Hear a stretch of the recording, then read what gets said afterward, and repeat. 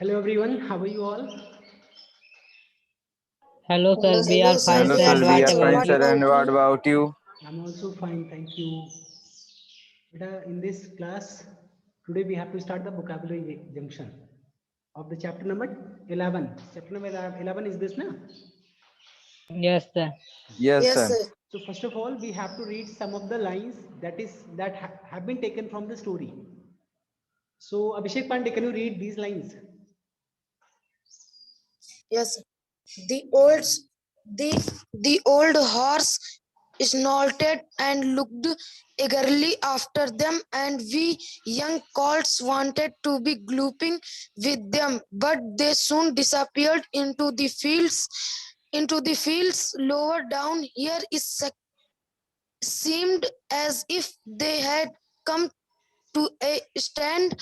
The dogs left off barking and ran about every way with their noses to the ground. The old horse snorted and looked eagerly after them. जो पुराना घोड़ा था उसने सूंघा, एक तरीके से स्नॉटेड मतलब सूंघना है, महसूस करना है. एंड लुक्ड ईगरली, बहुत ही उत्सुकता पूर्वक उनकी तरफ देखा. And the young colts wanted to be galloping with them, और जो हम यंग कॉल्स थे यानी जो हम यंग जो हॉर्स के बच्चे थे, हम भी उनकी तरह सर पर दौड़ना चाह रहे थे. But they soon disappeared into the fields lower down, लेकिन वो फील्ड्स के निचले हिस्सा में बहुत ही जल्दी तुरंत ही डिसअपियर्ड हो गए, यानी एक तरीके से वो गायब हो गए. Here it seemed as if they had come to a stand. The dogs left off barking and ran about every way with their noses to the ground. फिलहाल चैप्टर एक्सप्लेनेशन ऑलरेडी हो चुका है. In this session you all need to focus on the bold part of the word. There are some of the words that is in bold format. Snorted, eagerly, disappeared, galloping. What is there? There you would be finding that there are these are the example of the affix. ये affix क्या होता है? Can anyone have any idea? हाँ बताइए. The prefix are such words that are used before the word to change its meaning. Muskan, do you have any idea what are these? What are affix? Words that join in the beginning of any words and change their meaning. यानी affix के दो example हैं, suffix and prefix. Yes sir. Suffix क्या होता है और prefix क्या होता है? कितने लोगों को ये पता है सफिक्स और प्रीफिक्स के बारे में? अभिषेक पांडे को भी पता है. चलो कई सारे सब लगभग सभी लोगों को पता है. तान्या मतलब आकृति आप भी ध्यानिए. हिंदी में सफिक्स और प्रीफिक्स का हिंदी में आप लोगों ने पढ़ा होगा. प्रत्यय क्या पढ़ा है? क्या होता है? प्रत्यय और उपसर्ग. उपसर्ग और प्रत्यय. तो उपसर्ग किसको बोलते हैं, सफिक्स को या प्रीफिक्स को? प्रीफिक्स को. प्रीफिक्स को उपसर्ग बोलते हैं. Yes sir. उपसर्ग और प्रत्यय क्या होता है? सफिक्स. Suffix. तो हिंदी में मैम आपको पढ़ाई होंगी शुरू में कुछ वर्ड्स के कोई भी अक्षर के सामने कुछ अक्षर या कुछ ऐसे अक्षर होते हैं जो लग करके उस अक्षर उस वर्ड के जो मीनिंग होती है उसको बदल देते हैं. जो शुरू में जो शब्द के शुरू में जो अक्षर लगते हैं उसको उपसर्ग बोलते हैं, प्रत्यय उपसर्ग बोलते हैं. उपसर्ग बोलते हैं. बाद में कई और यही इसी तरह के कुछ विशेष अक्षर होते हैं जो किसी वर्ड के बाद में लग करके उसकी मीनिंग बदल देते हैं, और वो क्या कहलाते हैं? प्रत्यय, सफिक्स. ये तो रहा हिंदी में. हिंदी में थोड़ा सा कंफ्यूज भी हो सकते हैं, उपसर्ग का प्रत्यय में बता सकते हैं, प्रत्यय का उपसर्ग में बता सकते हैं. But in English language it is very easy.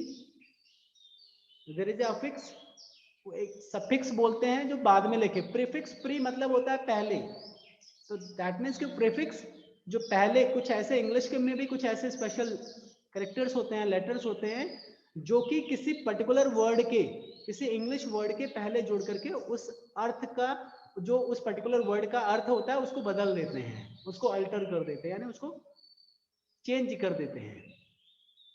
और कुछ लेटर्स ऐसे भी होते हैं जो उस वर्ड के बाद में भी लग सकते हैं और बाद में लग के उस पर्टिकुलर वर्ड की मीनिंग वहां पे भी वो चेंज कर देते हैं। तो this is what is a suffix and prefix. समझ में आया? Yes, sir. Yes, sir. Yes, prefix sir. लगेंगे शब्दों के पहले। अभी मैं यहाँ पे लिख दूं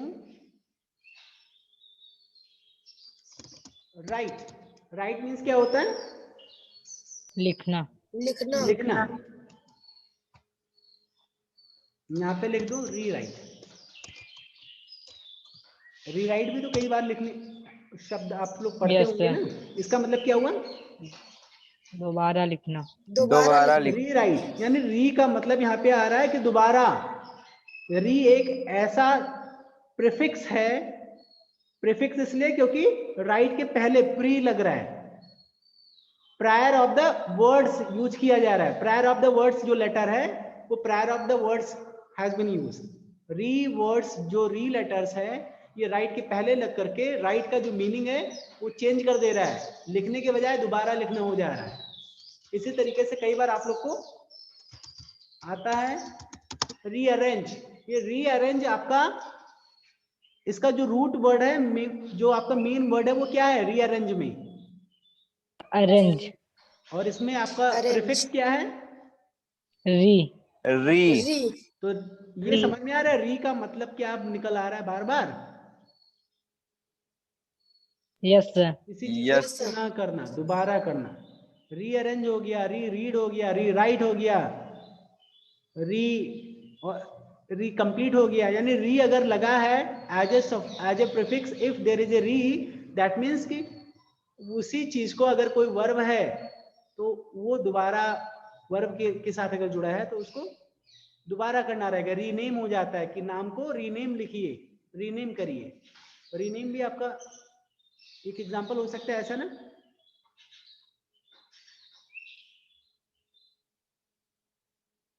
तो ऐसे ही कुछ एग्जांपल्स आपके यहाँ पे दिए हुए हैं आपके बुक में भी। डिसअपियर्ड, ये डिसअपियर्ड में क्या होता है? अपीयर से अपीयर्ड हुआ। आप इसमें दो एक सफिक्स भी है, प्रीफिक्स भी है।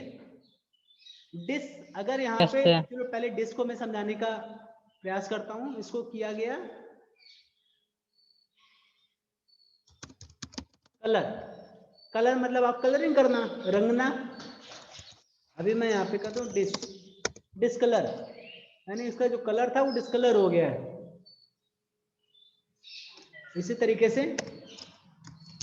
अपीयर, अपीयर मतलब प्रदर्शित होना, और डिसअपियर मतलब गायब हो जाना। That means this is a kind of prefix जो कि किसी जो भी Yes, वर्ड sir. होता है, जो भी आप जो किसी वर्ड के साथ जोड़ करके उसकी मीनिंग ही बदल देता है, उसका अपोजिट सीधा सीधा मीनिंग ले आता है।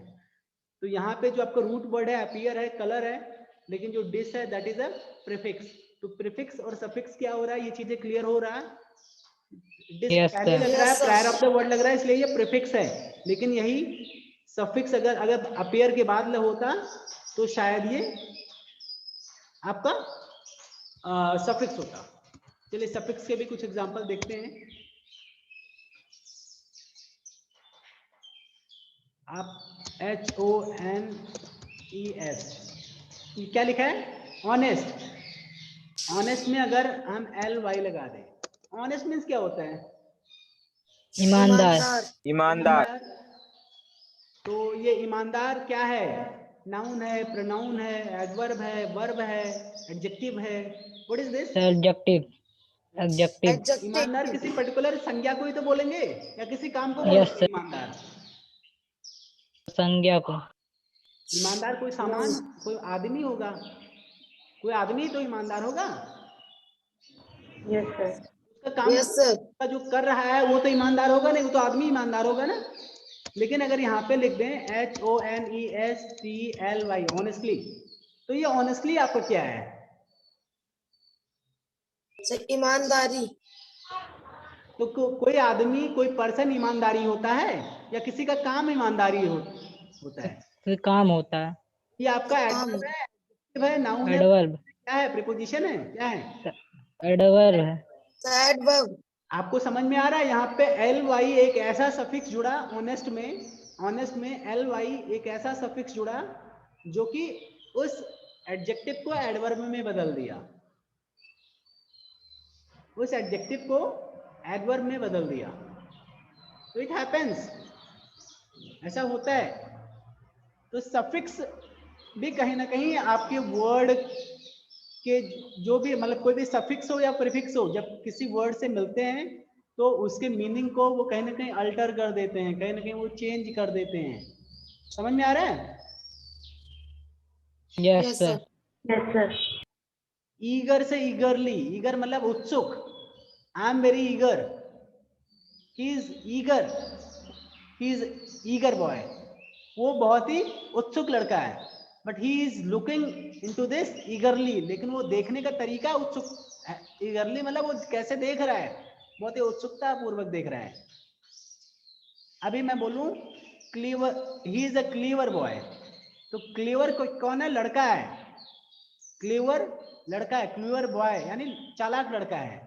लेकिन he has done this work cleverly, यानी उसने बहुत चालाकी से इसने अपने काम को किया। वो लड़का चालाक नहीं है, ये नहीं बताया जा रहा, बोला उसका जो काम है वो चालाकी से भरा हुआ है। तो कई बार जो अफिक्स होते हैं यानी जो सफिक्स होते हैं या प्रीफिक्स होते हैं, वो कहीं ना कहीं जो आपके रूट वर्ड होते हैं, जो मेन वर्ड्स होते हैं, उसके रूप भी बदल देते हैं, उसी को चेंज कर देते हैं। एडजेक्टिव से एडवर्ब बना देते हैं, एडवर्ब से एडजेक्टिव बना देते हैं। आपका कई बार होता है नाउन से किसी वर्ब को आप नाउन भी बना देते हैं। ये सफिक्स प्रीफिक्स ऐसी चीजें हैं, तो इसको समझना बहुत ही ज्यादा जरूरी है। तो इसी सफिक्स और प्रीफिक्स के बारे में हम लोग पढ़ेंगे इस चैप्टर में। Okay? Yes, sir. Yes, sir. तो सफिक्स प्रीफिक्स लगभग आप लोग को समझ में आ गया होगा। Now what is next? जो चीजें मैंने बताया वही सारी चीजें यहाँ पे लिखा हुआ है। We have already learned about suffix and prefix. We have already learned about suffixes and prefixes. हमने सफिक्स और प्रीफिक्स के बारे में ऑलरेडी पढ़ लिया है। They are a group of letters added base और root words to alter their meaning. ये ऐसे ग्रुप ऑफ लेटर्स होते हैं जो कि रूट वर्ड्स में जोड़ दिए जाते हैं। दीज आर द जो सफिक्स या प्रीफिक्स होते हैं, ये ग्रुप ऑफ लेटर्स होते हैं जिसका यूज क्या करते हैं, वो किसी जो बेस वर्ड होता है या रूट वर्ड्स होता है उसमें जोड़े जाते हैं। आगे जोड़े जाते हैं या पीछे जोड़े जाते हैं। अगर आगे जोड़े जाएंगे तो प्रीफिक्स, बाद में जोड़े जाते हैं तो सफिक्स। और जुड़ने पे वो क्या करते हैं? दे अल्टर देयर मीनिंग, उस वर्ड की मीनिंग चेंज कर देते हैं। उसके बाद लिखा है prefixes are added at the beginning of the words. जो प्रीफिक्स है वो वर्ड्स के बिगिनिंग में यानी शुरुआत में जोड़ा जाता है to alter their meaning. Most prefixes have specific meaning and when added to a root word change its meaning in specific ways. बहुत सारे जो prefixes हैं उनके कुछ specific यानी उनकी एक particular meaning होती है, और जब ये किसी root word में ऐड किए जाते हैं तो उसकी जो meaning है एक specific way, एक बहुत ही मतलब विशेष रूप से चेंज भी हो जाता है। क्या है? जैसा अभी री का मैंने बताया था, कई सारे एग्जांपल्स हैं। We would be having look. Let us look at the some common prefixes and their meaning. अभी आज की क्लास में इस टेबल में आपकी बुक में कई सारे कुछ कॉमन प्रीफिक्सेस की लिस्ट दी हुई है जिसके मीनिंग भी बताए गए हैं और एग्जांपल्स भी बताए गए हैं। पहला री, ऑलरेडी वी हैव डिस्कस्ड। री वर्ड्स का मतलब एक तरीके से अगेन। अब विजिट में रीविजिट मतलब दोबारा, अगेन विजिट, रिलीव दोबारा रही, रीराइट दोबारा लिखिए, रीअरेंज दोबारा अरेंज करिए। तो what is the meaning of re? Is again. Is it clear? Again. Yes, sir. Yes, sir. Yes, sir. En और एम, एनफोर्स या एम्बेड, ये फोर्स से इनफोर्स बना। इनफोर्स मींस क्या होता है, कोई बताएगा? Sir, दबाव डालना. दबाव डालना, लागू करना। Yes, और sir. एम्बेड मींस क्या होता है? एम्बेड मींस क्या कह सकते हैं? एम्बेड जड़ना, यानी आपको सरोजनी नायडू वाला एक चैप्टर था क्लास 6 में था, तो मतलब कोई मोती वोती से जड़े हुए रहते ना, एम्बेडर ऐसे कुछ था। एम्बेड में से एक तरीके से लगाना, जड़ना। आखिर इसकी मीनिंग क्या है? मेक हैपन और पुट इनटू। मेक हैपन यानी किसी भी चीज को लागू करना या फिर उसको करना। इन फोर्स, जैसे यहाँ पे एक एग्जांपल दिया इन फोर्स, क्या कोई और भी एग्जांपल कोई दे सकता है जहां पे इन का यूज किया गया हो प्रीफिक्स के सर रूप में? Enable, sir enable. एबल से इनेबल, वेरी गुड। एबल होता है योग्य, इनेबल यस सर। मतलब योग्य करना, इनेबल करना। समझ में आया? बहुत अच्छे बेटा। इनेबल से डिसेबल भी आ जाएगा, DIS कहीं पे होगा, होना चाहिए कहीं, इसमें नहीं है, बट तो इसमें दिस इज नहीं ऑल्सो है। The one of the prefix, one of the example of the prefix. तो एबल को डिसेबल, डिस अगर लगा दिया तो यानी उसको निष्क्रिय करना। इसी तरीके से अन का मतलब एक तरीके से रिवर्स फॉर्म, उसका मीनिंग ही चेंज करना, यानी जो भी वर्क है, वर्ब है, उसको उसका रिवर्स करना यानी अपोजिट करना। डू मिस करना, अंडो मतलब ना करना, बेंड मतलब मोड़ना, अनबेंड मतलब मत मोड़िए। सक्सेसफुल मतलब कहते ना the task was successful, task जो है वो सक्सेसफुल हुआ। अनसक्सेसफुल भी लिख के आता है कई बार, तो yes the sir. Task was unsuccessful, ये सफल नहीं हुआ। तो अन का क्या मतलब निकल के आ रहा है, समझ में आ रहा है? Yes sir. ये अन का दो तरह की मीनिंग निकलती है। एक अन आपका अन, इन, इम, इल, इर, ये 5 ग्रुप ऑफ लेटर्स को आप ध्यान से सुने, ध्यान से सीखें, मतलब देखें। ये ऐसे वर्ड्स हैं जो किसी भी वर्ड्स के अपोजिट वर्ड्स भी बनाने के लिए यूज किए जाते हैं। कई सारे बच्चे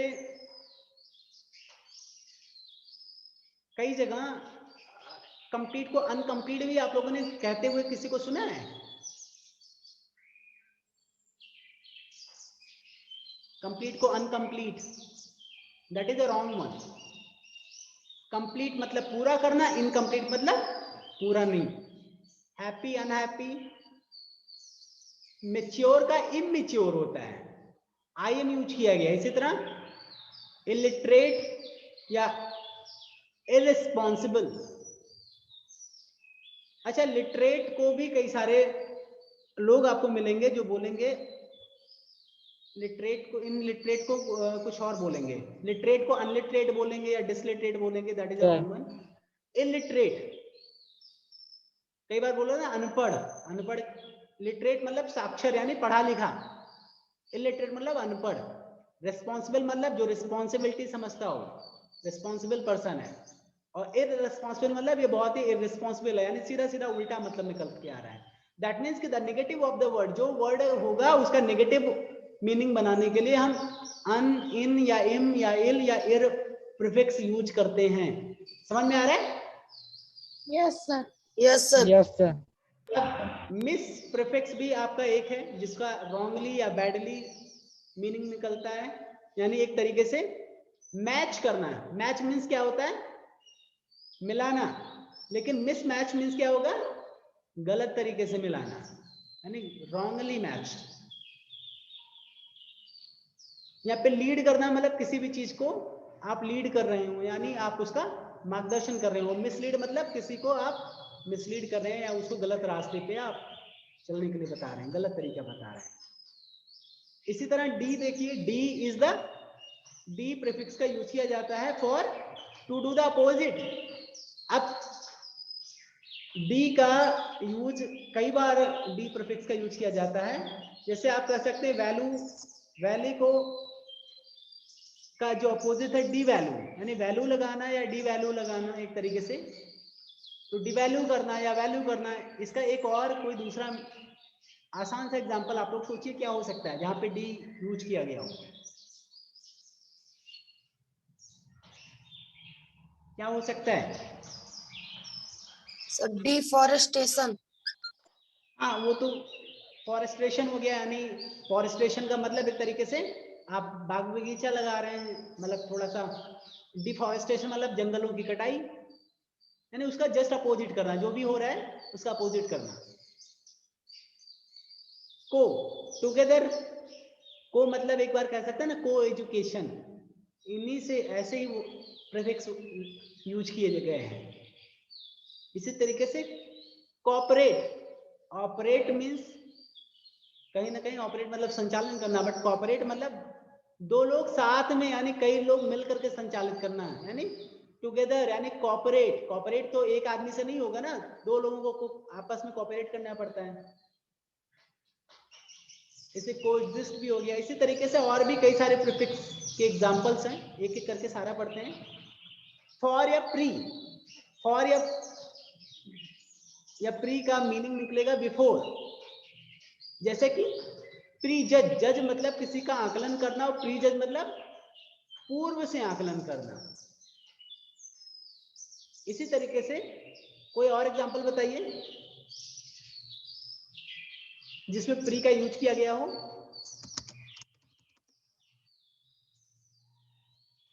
क्या हो सकता है?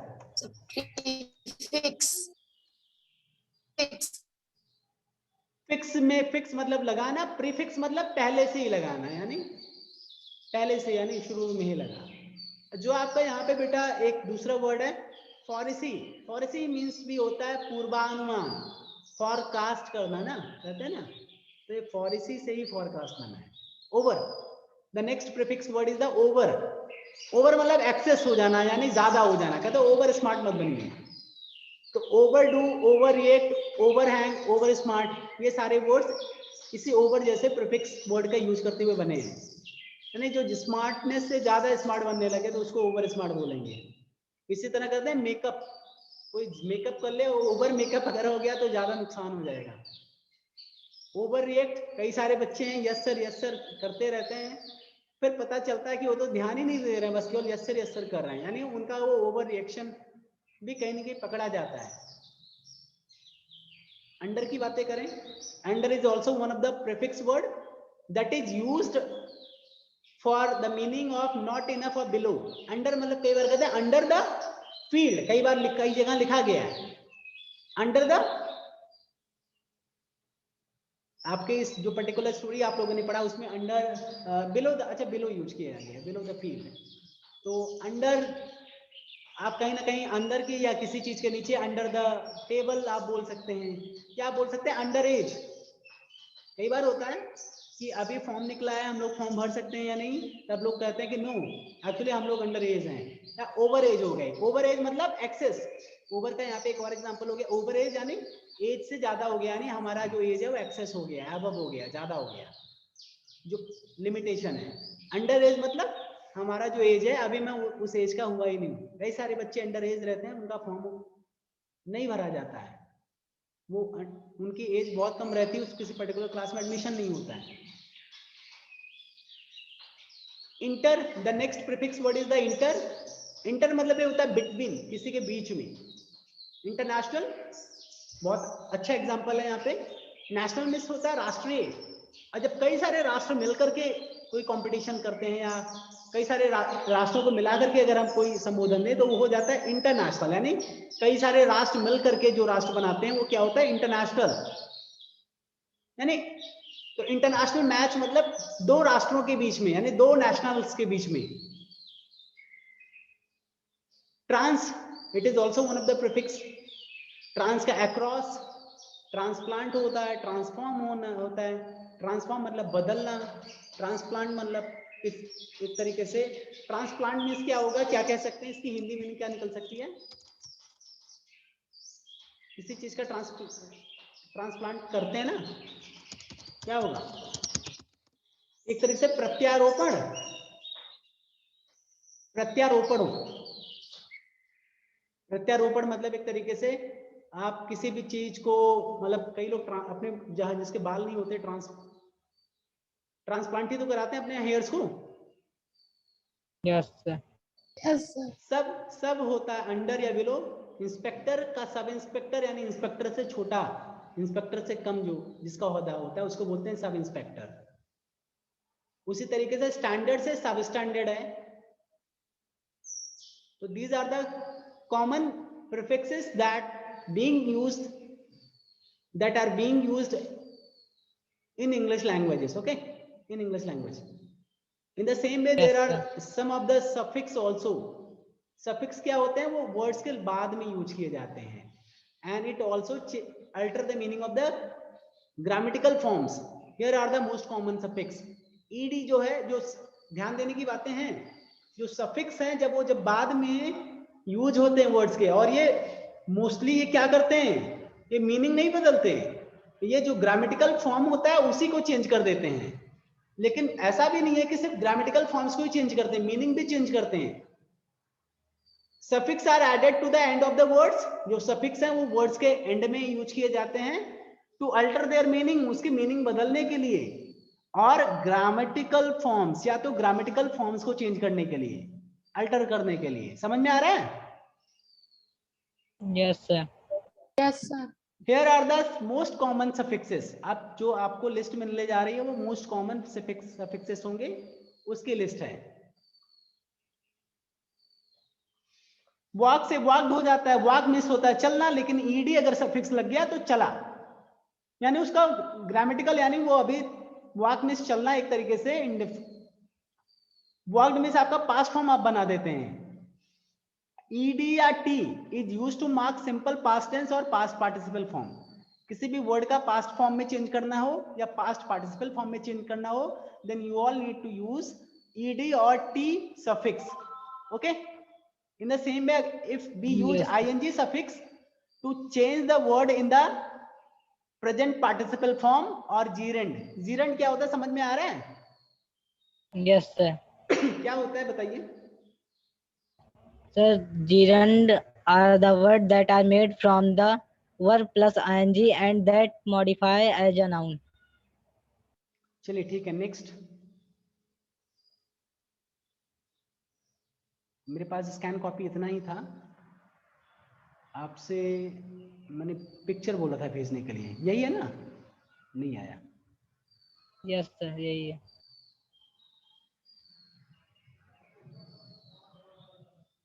इसको यहाँ पे लाते हैं, देख लीजिए लैपटॉप पर।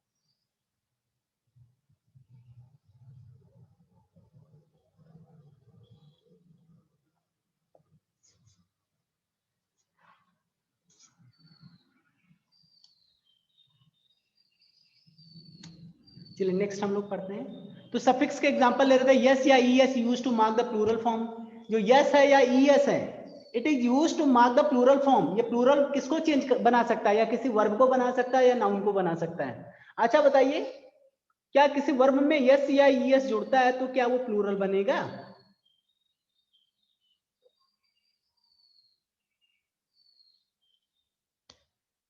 अगर मान लीजिए आपका लिखा है गो, गो मीन्स होता है जाना, GOES गोज, तो गोज आपका सिंगुलर है या प्लूरल है? तो सिंगुलर है। So singular. बहुत अच्छे से ध्यान Sir, रख लीजिए, singular.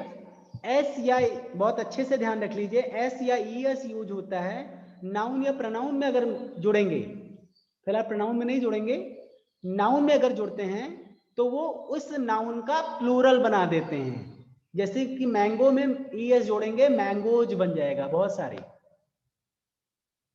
बाइक में बाइक्स हो जाएगा, बहुत सारी बाइकें। लेकिन अगर किसी वर्ब में यस या ईएस जुड़ता है तो वो उस वर्ब का सिंगुलर बना देते हैं, यानी अपोजिट काम करता है। नाउन को प्लूरल बनाएगा, वर्ब को सिंगुलर बनाएगा। इसीलिए सिंगुलर को सिंगुलर नाउन या प्रोनाउन के साथ सिंगुलर वर्ब यूज किया जाता है। इसीलिए ही या शी या किसी पर्टिकुलर नाम के साथ में डज हम लगाते हैं, गोज लगाते हैं। Ram goes to the market, Ram singular है तो गोज भी आपका सिंगुलर बनाने के लिए हम ईएस जोड़ के राम गोज लिखते हैं। बहुत कम समय बचा है, ओनली 5 मिनट इज रिमेनिंग। आज का ये सेशन हमें पूरा कंप्लीट करना है। सेशन कंप्लीट हो जाएगा, बंद हो जाएगा, आप लोग दोबारा जुड़िएगा, पार्ट 2 वीडियोस भी क्लियर होगा। वोकैबुलरी जंक्शन आज हमें कंप्लीट करना है। Okay, yes sir. जल्दी जल्दी नहीं Yes, पढ़ा रहा हूँ, काफी समय ले रहा हूँ जिससे समझ में आए आप सभी को। अदरवाइज अब तक तो प्रीफिक्स और सफिक्स दोनों कंप्लीट हो जाता। फिलहाल सफिक्स और प्रीफिक्स आप लोग ऑलरेडी पढ़ चुके हैं, फिर भी समय लिया जा रहा है जिससे आप लोग को थोड़ा सा ध्यान हो जाए और अच्छे से ध्यान आ जाए। अब नाउन सफिक्स के लिए क्या है, ACY AL। अब किसी भी नाउन में अगर इतने तरह के सफिक्स यूज किए जा सकते हैं, ACY ANSE EITY DOM, ये देखिए यहाँ पे बहुत सारे एग्जांपल्स हैं, बहुत कुछ लिखे हुए हैं। You all need to take care here. तो अप्रूव से अप्रूवल हो जाता है, प्रमोट से प्रमोशंस हो जाता है, एक्यूरेट से एक्यूरेसी हो जाता है, स्वीट से स्वीटनेस हो जाता है, इसी तरह काइंड से काइंडनेस हो जाता है, हार्म से हार्मलेस भी हो सकता है। लेकिन फिलहाल स्वीट आपका नाउन है, हार्म आपका वर्ब है, तो अभी नाउन की बातें करें। स्वीट आपका नाउन है, तो किसी नाउन में चेंज करने के लिए स्वीटनेस यानी स्वीट आपका नाउन ना होकर के स्वीट आपका एडजेक्टिव है, लेकिन स्वीटनेस Yes, sir. मिठास जो है एक तरह का नाउन है। मीठा आपका एडजेक्टिव है, किसी चीज की विशेषता बताया जाएगा, लेकिन जो मिठास है वो अपने आप में एक नाउन है। तो स्वीट में अगर नेस यूज वर्ड किया जा रहा है तो दैट इज ए नाउन। इसी तरह काइंड आपका एक तरीके का, he is a kind hurt, तो काइंड एक तरीके से विशेषता बताया रहा Adjective है, है। But kindness is a type of noun, वो अपने आप में एक नाउन बन जाता है। एक्यूरेट आपका एडजेक्टिव है, कौन कितना एक्यूरेट काम करता है आप वहां पे बताएंगे, लेकिन एक्यूरेसी, उसका जो एक्यूरेसी है यानी उसका एक्यूरेसी अपने आप में नाउन बन जाता है। यानी नाउन बनाने के लिए आप वर्ब या एडजेक्टिव में कुछ सफिक्स यूज करते हुए आप उसको नाउन में बदल सकते हैं। अप्रूव मतलब अप्रूव करना, डिसअप्रूव करना यानी एक तरीके का काम है, लेकिन मैं अप्रूवल लेने जा रहा हूं। अप्रूवल एक काम है, एक नाम है, अप्रूवल लेने जा रहा हूं। अप्रूवल कोई चीज है जिसको लेने जा रहा है। मेरे लीव जो है लीव अभी जो अप्रूवल के लिए रुकी हुई है, तो अप्रूव से अप्रूवल बन गया। प्रमोट से प्रमोशन हो गया। प्रमोट करना, किसी को पदोन्नति करना, लेकिन प्रमोशन मतलब सीधा सीधा प्रोन्नति होना। एक तरीके से मेरा प्रमोशन हो गया, ऐसा मैं बोलूं तो कि जो मेरा प्रमोशन कोई चीज है जो कि हो गया है। प्रमोशन किसी चीज का नाम है। अब ऐसा कोई जरूरी नहीं कि नाउन जो है जो आपको सामने दिखे उसी का ही नाम हो। आपका किसी अवस्था का भी नाम हो सकता है, किसी फीलिंग का भी नाम हो सकता है, कुछ भी हो सकता है ना। Yes, sir. Yes, sir. In the same वे कई सारे सफिक्स ऐसे हैं जैसे कि एट, FIEN, इस तरह के जो सफिक्सेस हैं वो नाउन एडजेक्टिव में जब बनते हैं लगते हैं तो वो वर्ब बना देते हैं। जैसे कि मेडिटेशन, मेडिटेशन में आप जो TION इसको आप हटा देंगे तो मेडिटेट हो जाएगा। स्ट्रेंथ से स्ट्रेंथन हो गया। स्ट्रेंथ मतलब होता है नाउन यानी किसी चीज की शक्ति, और स्ट्रेंथन में किसी चीज को शक्तिशाली बनाना। नेशनल आपका एक तरीके से एडजेक्टिव है, लेकिन नेशनलाइज यानी किसी चीज को नेशनलाइज करना है, यानी उसको वर्ब क्रिया के रूप में बदल देना। इसी तरीके से बेटा आपका एडजेक्टिव सफिक्स भी है, एडवर्ब सफिक्स भी है, इसको अच्छे से पढ़िएगा। कई सारे नाउन में क्या होता है, हम अगर AL यूज कर देते हैं, कंडीशन से कंडीशनल हो गया, स्किल से स्किलफुल हो गया यानी फुल, चाइल्ड से चाइल्डिश हो गया, पिक्चर से पिक्चरियस हो गया। तो कई सारे नाउन को हम एडजेक्टिव फॉर्म में चेंज करने के लिए ये सारे सफिक्सेस यूज करते हैं। समझ में आ रहा है? Yes, sir. Yes, sir. इसी तरह एडवर्ब सफिक्स में ly या वाइस या इस तरह के सफिक्स यूज करते हुए हम उसको एडवर्ब बना देते हैं। स्लो से स्लोली हो गया, इन से इनवर्ड हो गया, बैक से बैकवर्ड हो गया, यानी यहां से प्रीपोजिशन से आपका एडवर्ब में बदल गया है, और आपका स्लो से यहाँ पे एडजेक्टिव से एडवर्ब में चेंज हो गया। यानी कई सारे सफिक्सेस एडवर्ब को या एडजेक्टिव को एडवर्ब में भी चेंज कर सकते हैं, यानी ग्रामेटिकली चेंज कर सकते हैं। समझ में आ रहा है? इसके बाद बेटा हमें एक्सरसाइजेस सॉल्व करनी है। आप सभी लोग, चलिए मुझे लग रहा है कि सेशन फिर से चालू होगा या 5 सेकंड में खत्म हो रहा है। So what you all need to rejoined the session once again if it is getting closed. Okay, the session, हमें लग रहा है कि शायद हम लोग को इस बार एक्सेस टाइम मिल गया, तो लेट अस डिस्कस जूम के थ्रू। अभी खत्म नहीं हुआ, तो देयर इज